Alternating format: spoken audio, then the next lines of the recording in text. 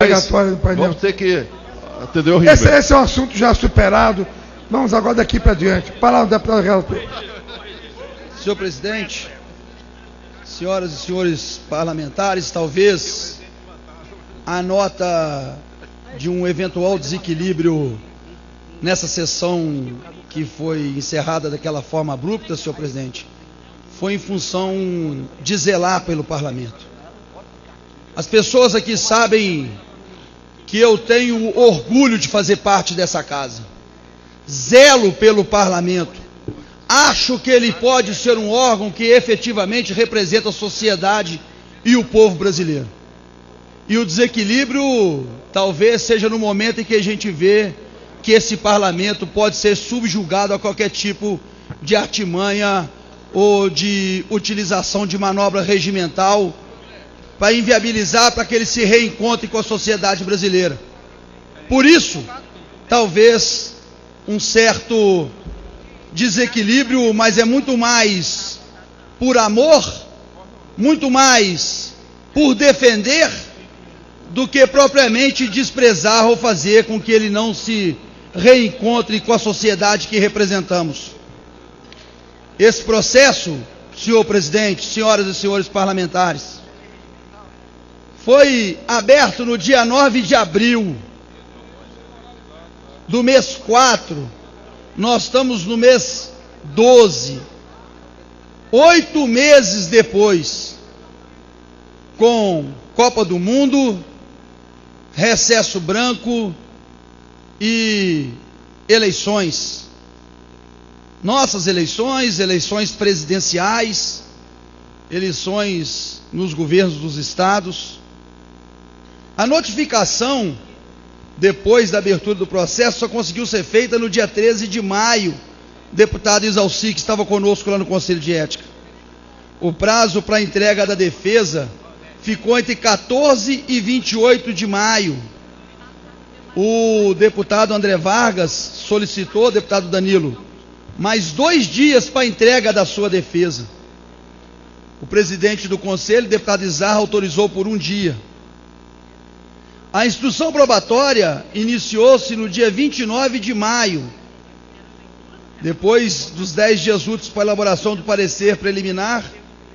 Nós fizemos isso até o início de julho, quando já estávamos sob efeitos da Copa do Mundo e do recesso branco que aconteceu nessa casa. Nós conseguimos trabalhar a instrução do processo nos meses de julho e agosto. O prazo final do processo aconteceu em 22 de agosto. E nos dias 23, 26 e 30, nós estávamos aqui envolvidos no recesso branco também para as eleições. Na instrução do processo, nós tivemos, por parte do deputado Zé Geraldo, que aqui se encontra, uma questão de ordem. Depois nós tivemos um sorteio. Eu quero dizer aos colegas parlamentares que da outra vez que aqui me coube relatar um processo, eu fui designado pelo senhor presidente. Desta feita, não. Eu fui sorteado junto com 2 outros colegas, deputado Roberto Teixeira, do PP, que declinou do convite do sorteio, e o deputado Renzo Braz, também do PP. E o presidente Izar, fazendo a consulta aos deputados, chegou ao nosso nome para esse relatório. Depois disso, nós tivemos toda a instrução.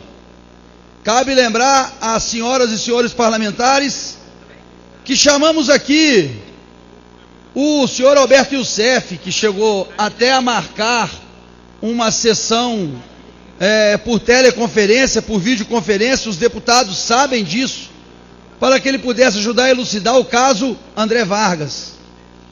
E em função dele estar detido na Polícia Federal, o juiz tinha autorizado, mas o senhor Alberto Youssef disse àquela feita que iria se manter em silêncio para efeitos do processo que corria contra ele. Mas nós conseguimos ouvir aqui muita coisa.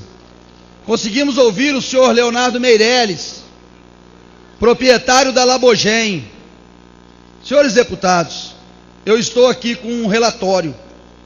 Não vale a pena no tempo que tenho, porque ainda quero passar a palavra ao deputado Sveiter, que foi o relator na Comissão de Constituição e Justiça, e não dá para que a gente possa lê-lo no seu inteiro teor.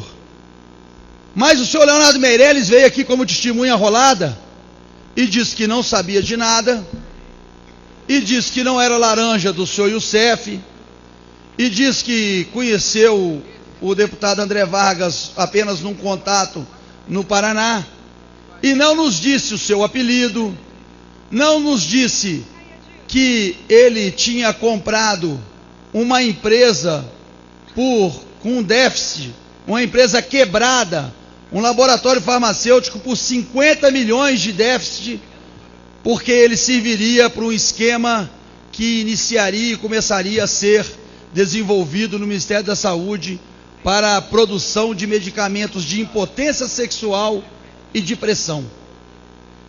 Laboratório esse que tinha 18 funcionários, com uma folha mensal de pagamento na ordem de R$30 mil.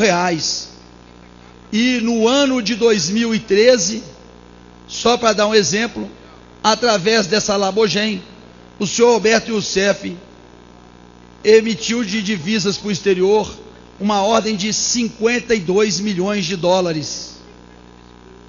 Pois bem, senhores, eu não tenho aqui a prerrogativa de decidir o que essa instrução trouxe. O Conselho de Ética é um órgão de instrução. O deputado Luiz Couto faz parte daquele conselho, sendo PT, e sabe disso. Lá a gente faz todo o procedimento, e o procedimento com toda dificuldade nós tivemos que conduzir durante todo este período para chegar ao final de agosto, início de setembro, e conseguimos votar no Conselho de Ética. O parecer que me cabe fazer, assumindo todos os ônus do mesmo no momento que nós estamos passando, é um parecer que passa a ser do Conselho, que foi aprovado por 11 votos a 0, 11 a 0, com representação de todos os deputados e de todos os partidos.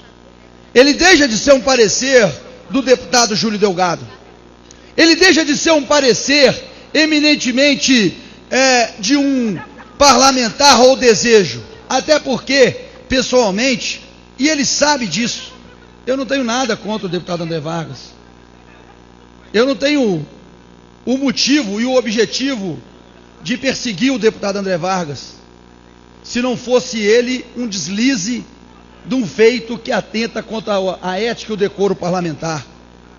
Aqui nós tivemos agora, recente, semana passada, uma disputa política, e os deputados do Partido dos Trabalhadores sabem disso. Representação feita contra o deputado Afonso Florense, representação feita contra o deputado governador eleito Rui Costa, e representação feita contra o deputado Pelegrino. Vejam lá no Conselho de Ética como foi o nosso voto, porque ali era uma disputa eleitoral, ali não tinha nenhum fato que atentasse contra a ética e o decoro parlamentar, até porque ele aconteceu fora do período eleitoral, muito antes do mesmo. Aconteceu no começo de um deslize de um colega nosso, quando disse aqui, nessa tribuna, antes dessa reforma, que de certa forma nos rebaixa um pouco, não é? Dessa tribuna um pouco mais alto, ele disse que apenas tinha pegado emprestado um avião, ele disse que só tinha utilizado a aeronave e que ia pagar o combustível, ele disse que assumia aquele equívoco, nem o combustível, nem o empréstimo e nem o pedido. A secretária Meire, tesoureira do senhor Alberto Youssef, diz que pagou a pedido do senhor Youssef os R$100 mil, R$107 mil de aluguel da aeronave.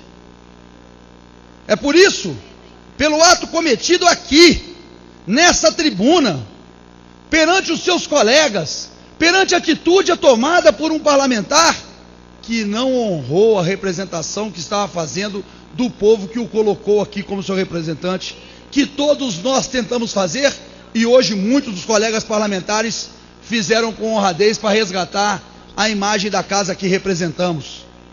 É isso, colegas parlamentares. A relação